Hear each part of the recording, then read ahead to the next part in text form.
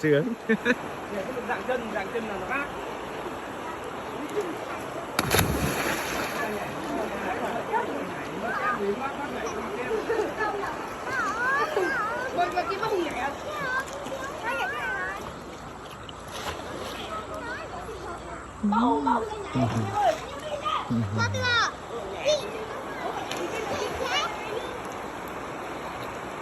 Wow, phê đấy, phê đấy, phê đấy. Phê đấy, được á. Độ này không giống xung quanh.